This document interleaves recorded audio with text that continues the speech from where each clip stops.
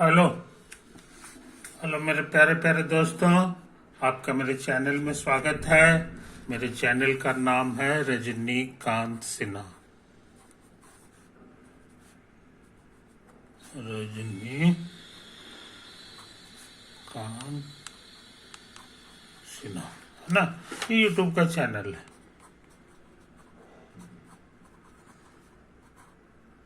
YouTube का channel है। तो ये जो वीडियो है ना, ये किससे संबंधित है? सो तुमको पता होना चाहिए। बी आई टी टॉपर,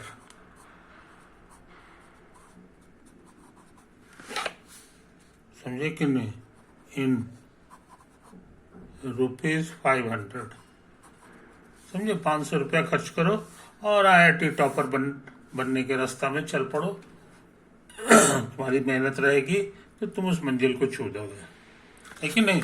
इसके लिए 500 रुपया तुम्हें जमा करना होगा, है कि नहीं? यही टोटल फी है, मोटा मोटी समझ लो।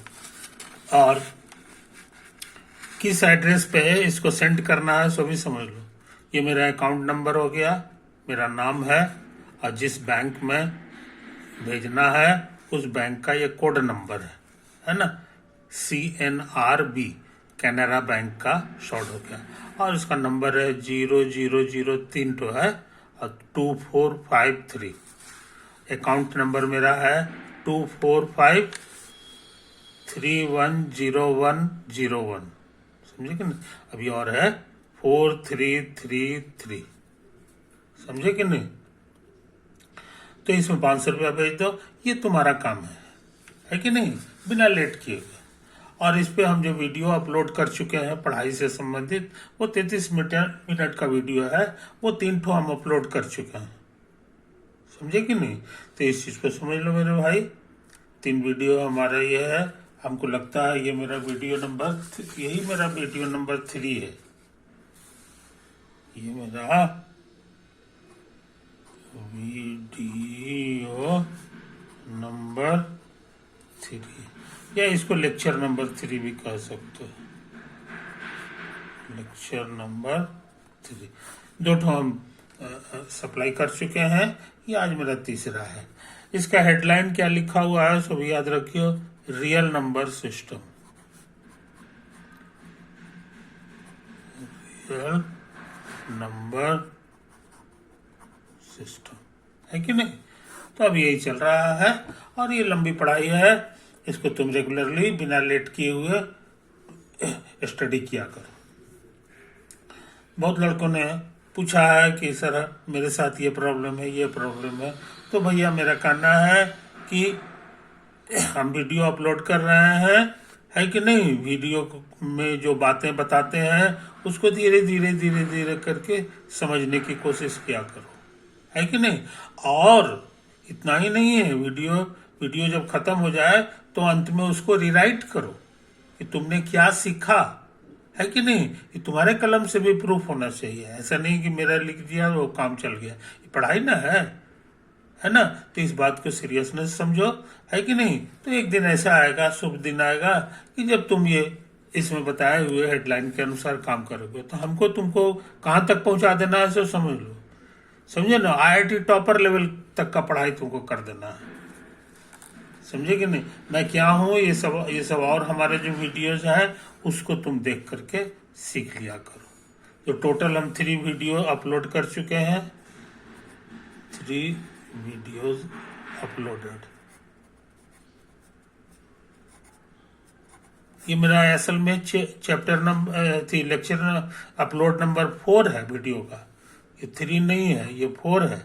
हाँ, उसमें से सबसे शुरू वाले में हम खुद आए हैं, हम खुद सामने आए हैं और आकर के तुमको जनरल बातें हम बता चुके हैं। अब उसके बाद जो है 2 वीडियो पढ़ाई का अपलोड हो चुका है कि नहीं? और ये तीसरा होने जा रहा है। तो आगे बढ़ने से पहले जो है, आगे बढ़ने से पहले हम सोचते हैं कि एक क्वेश्चन लिख दें। एक क्वेश्चन लिख देता है ना। Suppose n is a positive integer, है ना। ये पॉजिटिव इंटीजर का मतलब हो जाता है कि 1 2 3 4 यही वाला, जीरो नहीं और माइनस वाला भी नहीं, यही सब कहीं खत्म नहीं होगा, इस सब कुछ भी हो सकता है। अच्छा, उसके बाद है प्रूव कि a to the power n minus b to the power n बराबर a minus b into a to the power n minus 1, एक पावर फिर कम कर दो, और इंटू b, फिर एक पावर और कम करो, और एक पावर इसका बढ़ा दो 1 के बजाय 2, यही है। और लास्ट में b का पावर n माइनस 1 हो जाता है। समझे कि नहीं? ये दोनों के प्रोडक्ट के ये बराबर हो जाता है। तुम जानना चाहोगे कि इसका प्रूफ क्या होगा? इसका प्रूफ क्या होगा? ठीक है, तो आज का हमारा ये प्रोग्राम है कि इसको प्रूफ करना है कि नहीं। तो देखो, इसको गौर से देखो तो ये क्या लिखा हुआ है। n के बारे में कुछ लंबा चौड़ा बात है। सेंटेंस अबाउट, है ना। n हमारा क्या है, ये हम बार बार नहीं बोलेंगे, ये मेरा पॉजिटिव इंटीजर है। निगेटिव इंटीजर नहीं होना चाहिए n, और जीरो नहीं होना चाहिए, ये सब चीज नहीं रखना है। बस इन्हीं से संबंध में ये वाक्य, इन्हीं के संबंध में ये वाक्य। तो तुमको बताया है कि साइंस में सेंटेंस नहीं बोला जाता है, साइंस में जो है स्टेटमेंट बोला जाता है। स्टेटमेंट अबाउट, समझे कि नहीं। तो ये बहुत तरह का वाक्य हो सकता है, ऐसे थोड़ी है कि एक ठो है। अभी और बहुत सा इनके बारे में एक हो सकता है। कोई लड़का लिख दे a plus b whole to the power n, है कि नहीं। तो ये जो है कुछ लिखेगा a to the power n plus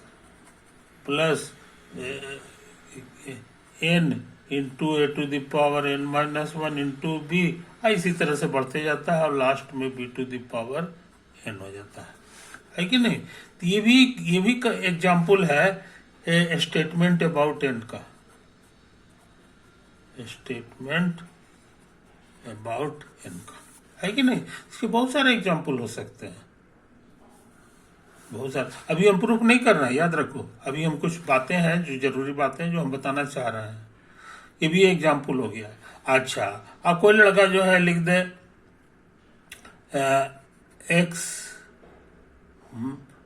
x minus 2y whole to the power n, है कि नहीं। n लिख दे और इधर लिख दे x to the x square और माइनस 1, x स्क्वायर माइनस 1। तो ये भी कहला जाएगा statement about n। Statement about, आई बात समझ में। तो यही तो है कहानी, यही है कहानी। तो ये जो स्टेटमेंट है, इसमें हम ले रहे हैं n की जगह जो है ले रहे हैं, मान लो कि हम लिख दिए 2 ले लिए। तो ये जो नया सेंटेंस है ये बन जाएगा x माइनस 2y स्क्वायर बराबर x स्क्वायर माइनस 1। समझे कि नहीं। दूर रखने के तो x पर n बराबर 3 रखोगे तो ये देखने में ऐसा हो जाएगा, whole cube x square minus 1। आई बात समझ में। तो ये चीज, इस बात को समझ लो। अच्छा, अभी हम इसकी बात कर रहे हैं। इसको 8वां क्लास के नियम पे फैलाओगे तो हो जाएगा a square minus 2 a b plus b square, ये उतार दो, ये हो गया। अच्छा, अब ये एक्स स्क्वायर कट सकता है, क्योंकि इधर लाओगे तो साइन चेंज होगा, तो ये इसको काट दे सकता है। तो ये क्या हो गया सो समझ लो, ये क्या हो गया सो समझ लो। इसमें ये 4xy हो गया, ये हो जाएगा 4y स्क्वायर, ये माइनस है, आई प्लस है, I is equal to -1। Minus से गुना कर दो, 4 कॉमन ले लो, y कॉमन ले लो, तो ये देखने में हो जाएगा x माइनस वाई बराबर 1, ये तो हो जाएगा। अब जो है हम सोचते हैं y की जगह 0 रख ले और x की जगह 1 भर ले, तो ये हो जाएगा 4 गुना 0 और 1 घटाओ 0 अब बराबर ये 1 है कि नहीं। लेकिन तुम पढ़े हो कि 0 से गुना करने पे हर चीज 0 हो जाता है, और 0 और 1 जो है इक्वल नहीं है, नॉट इक्वल। ये इशारा कर दिया कि ये जो स्टेटमेंट है, ये सारे n के लिए सही नहीं है, सारे n के लिए सही नहीं है, समझे कि नहीं। तो इस चीज को समझ लो। हम लोग इतना मेहनत करके क्या जान गए कि दिस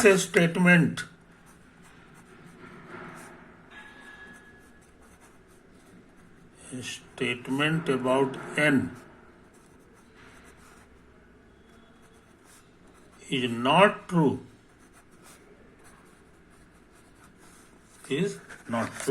for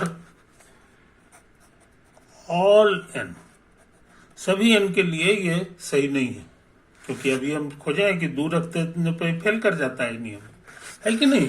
तो इस बात को समझ लो। इसीलिए n का स्टेटमेंट जो है कभी कभी फॉल्स भी हो सकता है, कभी ट्रू भी हो सकता है कि नहीं। तो तुमको इस सवाल में क्या करना है कि ये वाला जो स्टेटमेंट है, ये सबके लिए सही है। प्रूव करने का मतलब यही हो गया कि सबके लिए सही है। तो तुम कहोगे कि इनका वैल्यू तरह तरह का भर दीजिए, है कि नहीं, पता चल जाएगा कि सही है कि गलत है। तो हम जरा भरते हैं इसमें, है ना।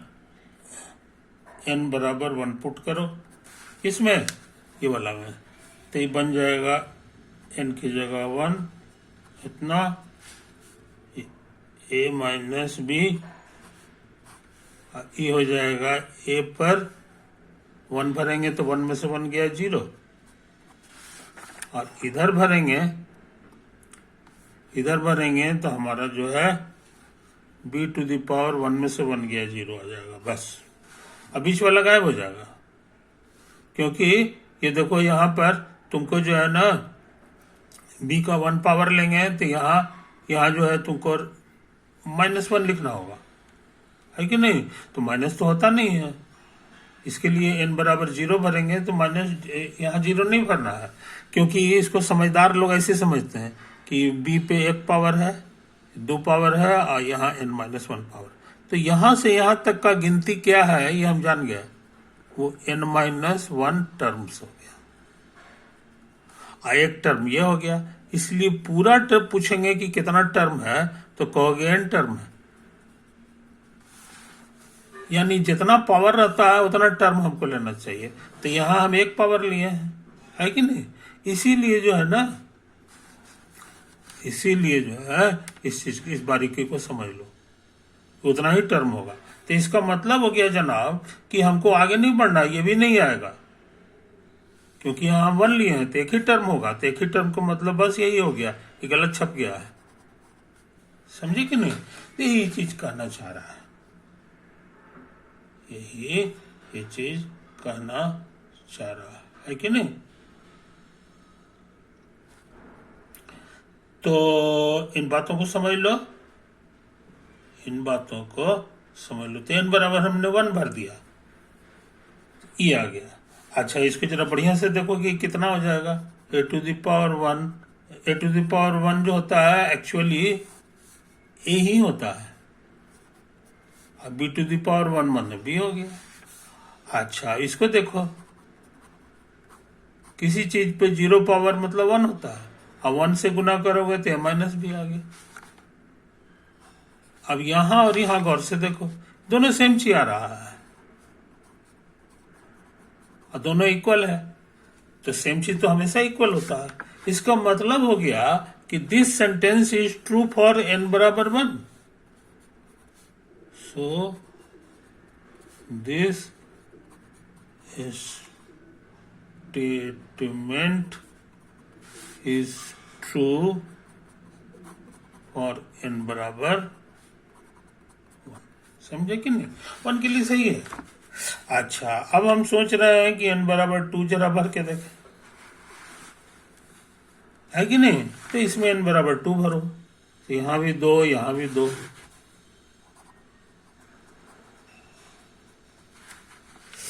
इसको उतार दें, a माइनस बी,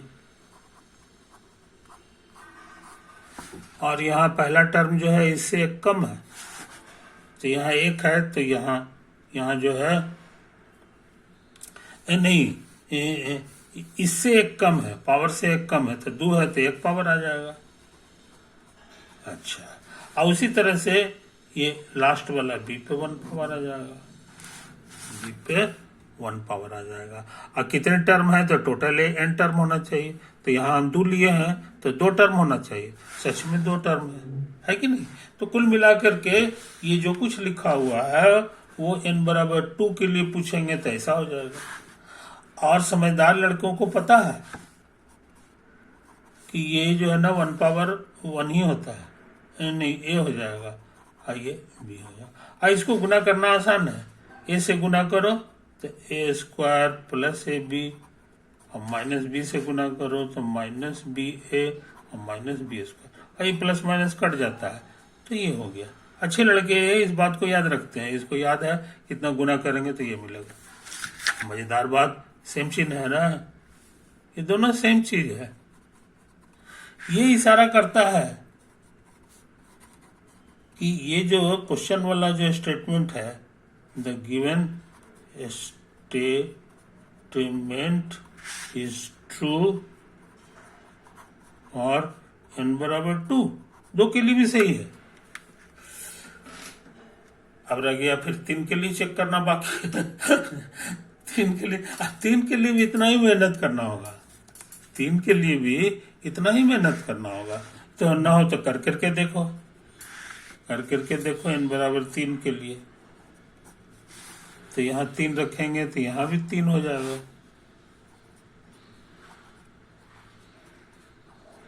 ये माइनस भी हो गया, और उसके बाद जो है इसको देखो, तीन में से एक गया दो, तो दो पावर हो गया।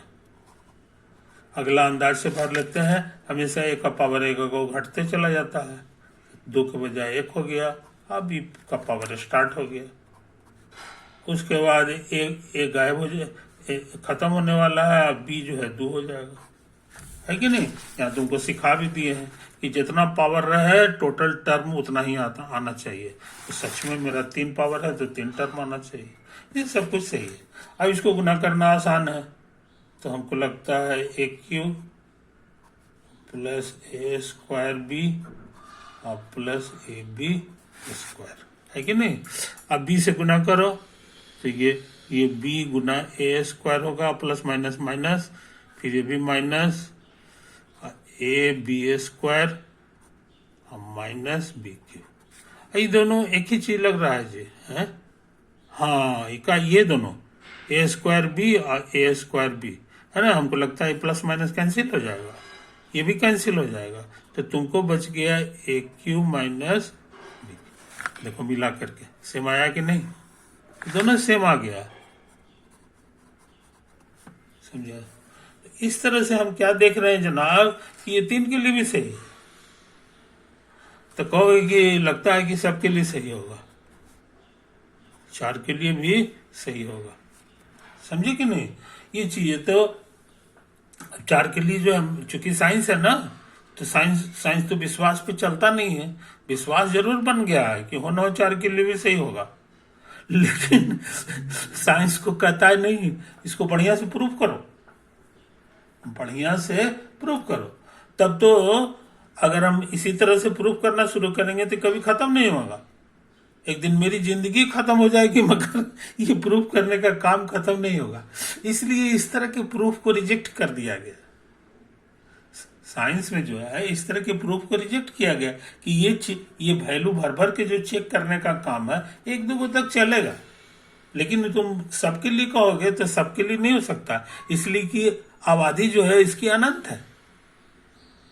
1 2 3 4 जो है कहीं खत्म होने का चीज नहीं है। जिंदगी खत्म हो जाएगी या आपका खत्म होगा, समझे कि नहीं। तो मैथ वालों ने कहा कि भाई अब कुछ उपाय लगाना चाहिए, समझे कि नहीं। तो उन्होंने उपाय लगा करके जो नया उपाय खोजा है उसी का नाम है इंडक्शन। इंडक्शन है कि नहीं। तो इंडक्शन क्या भला है, इंडक्शन प्रिंसिपल भी इसको कहते हैं। तुम्हारे सिलेबस का इंपॉर्टेंट पार्ट है और तो एग्जामिनेशन के लिए वेरी वेरी इंपॉर्टेंट, इसलिए इसको अच्छी तरह सीख लो, क्योंकि ये प्रिंसिपल बार बार नहीं सिखाया जाएगा। ये जो हम लोग लिखते हैं गिवन स्टेटमेंट, ये लिखने में बड़ा दिक्कत होती है। तो गिवन स्टेटमेंट को आजकल लोग जो है पीएन लिख देता है ना, पीएन लिख देता है। तो इसको गिवन स्टेटमेंट न लिख के पीएन लिखा करो, है कि नहीं। तो यहां लिख देते हैं let the given statement is नहीं, लेट के बाद बी लगता है, बी पीएन, समझे कि नहीं, ये पीएन है। तो उसी हिसाब से n बराबर 1 भरोगे तो ये P1 हो जाएगा, 2 भरोगे तो P2 हो जाएगा, है कि नहीं। ये P3 कल आएगा, P3 कल आएगा, जैसे यही वाला स्टेटमेंट है कि नहीं। तो ये वाला जो चीज है ये सिर्फ P3 लिखने से काम चल जाएगा। P3 मतलब यही वाला हो जाएगा। तो ये P3 हो गया, P4 हो गया, P5 हो गया, अब P6 हो गया, समझे। और ये सिलसिला जारी है, P7 भी होगा, ये होगा, समझे। अब एक थ्योरम लिखने जा रहा है, उसका कहना है कि अगर Pn is true then उससे आगे वाला भी ट्रू होगा, उससे एक आगे वाला भी ट्रू होगा, समझे। मान लो कि ये नियम हम प्रूफ कर देते हैं, अभी प्रूफ किए नहीं है, मान लो कि हम प्रूफ कर देते हैं, तब क्या फायदा होगा। तब n की जगह कुछ रख लो, n की जगह कुछ लिख लो, तो n की जगह मान लो कि हमने 4 रख दिया, समझे। तो ये सेंटेंस बन जाएगा कि अगर P4 is true then P3 + 1 4 + 1 5 हो गया, 5 इज ट्रू, यही सेंटेंस बन जाएगा, है कि नहीं। तो अगर हम इसको मान लेते हैं, n को 4 समझ लेते हैं, तो ये सही हो जाएगा, ये क्या हो जाएगा, ट्रू हो जाएगा, बशर्ते यहां इफ लगा हुआ है, ये ट्रू। अगर ये ट्रू है तो ये ट्रू हो जाएगा, है कि नहीं। अच्छा, अब ये ट्रू हो गया, अब सोचते हैं यही थ्योरम फिर से लगा दें, लेकिन n की जगह यहां 5 लिख दो। तो कहता है कि if P5 is true, P5 is true, then P6 is true। तो यहां इस थ्योरम को दोबारा लगाने से क्या हो गया कि अगर ये सही है, आई हम साबित कर चुके हैं कि सही है, तो P6 भी सही होगा, ये भी ट्रू हो जाएगा।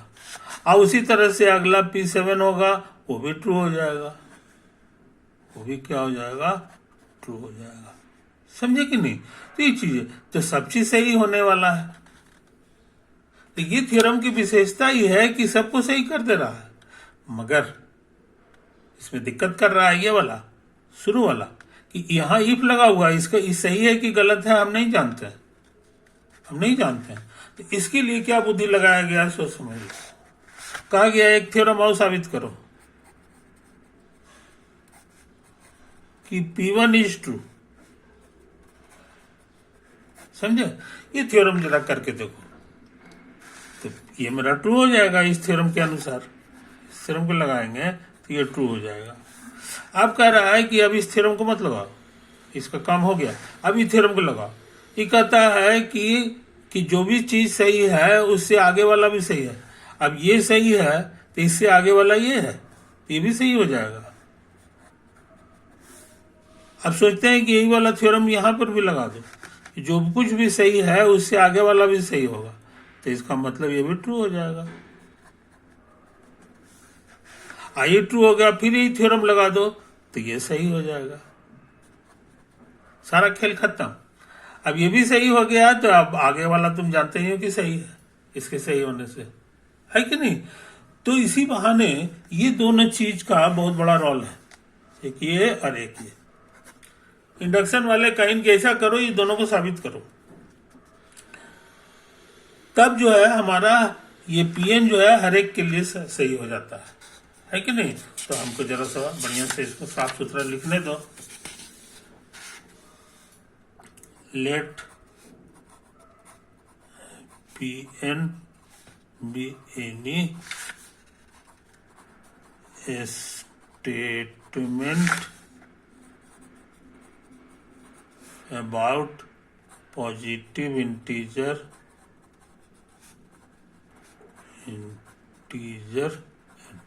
समझे? अच्छा, if P1 is true और दूसरा if Pn is true then P उससे एक आगे वाला भी ट्रू है। ये इफ के बाद यहां देन लगा दो, then Pn is true for every positive integer n, positive integer सबके लिए सही हो जाएगा। तो ये फॉर एवरी पर ध्यान दो। फॉर एवरी अगर प्रूफ करना चाहते हो तो उसके लिए तुमको ये दो काम करना होगा। इसी नियम का नाम है, इसी ट्रिक का नाम है, साबित करने का ये जो स्टाइल है इसी का नाम है proof by induction principal. Induction principal